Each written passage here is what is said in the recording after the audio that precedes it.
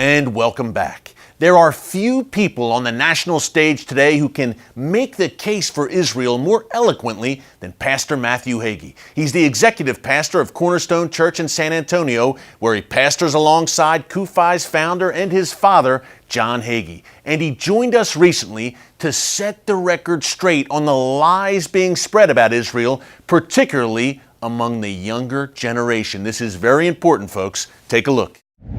Pastor Matt, thanks so much for being back with us here on The Watchman. Eric, it's always great to see you. You and I have talked about this kind of subtle form of anti-Semitism we see today in college campuses, in particular, the BDS movement.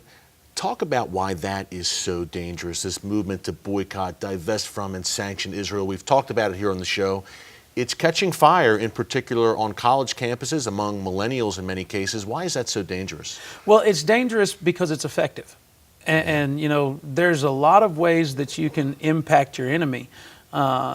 Whenever we look at anti-Semitism in a historical lens, you consider the lies that Hitler and the Nazi Party told in Germany and all over Europe. First, they wanted to attach the failures of Germany's economy to the Jewish people directly. That was a lie.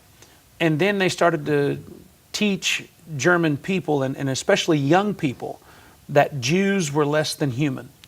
And it was this kind of perpetual indoctrination that gave an entire generation of Germans the ability to commit the atrocities that they did in the Holocaust. Yeah.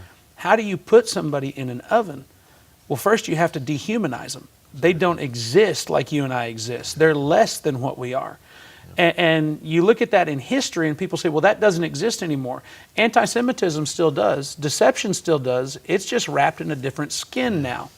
And this boycott, divest, and sanction is a very effective strategy whenever you consider a global economy. Yeah. And there are a lot of companies that want to do business with Israel.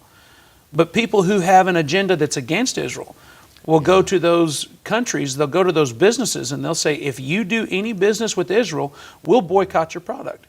If you do anything in any way that supports the economy of Israel, in trade or in imports and exports, we'll boycott you.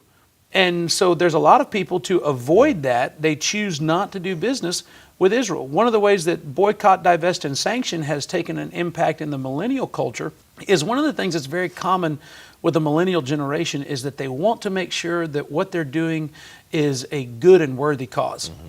And whenever you begin to create a lie that Israel is not a worthy cause, you find yourself with a growing number of millennials who have really received bad information and have taken a wrong stance. It's all about social justice. Exactly, about what Israel's doing. They say, you know, the West Bank is occupied territory. Yeah. It's not occupied territory. That's a lie. One of the things that CUFI has done so brilliantly is that rather than try and tell the story in a different way, they take millennials over to Israel and they show them. They let their own eyes and their own experience convict them of what's right and what's wrong. And suddenly they come back ardent supporters of something that they might have stood against had they just continued to listen to what others were saying about the nation of Israel. I think that that's really the payoff, is not just going over there to see, but coming back as an ambassador to be able to say, this is what I experienced, this is what I witnessed, and this is what you need to know. That's how you effectively make change against a growing movement of deception with BDS and the agenda that's evolving there. Up next, Pastor Matthew Hagee calls on Christians to stand up and speak out for Israel. It's our biblical duty, and the stakes could not be higher. It's The Watchman. It's Christians United for Israel, only right here on TBN. Don't move.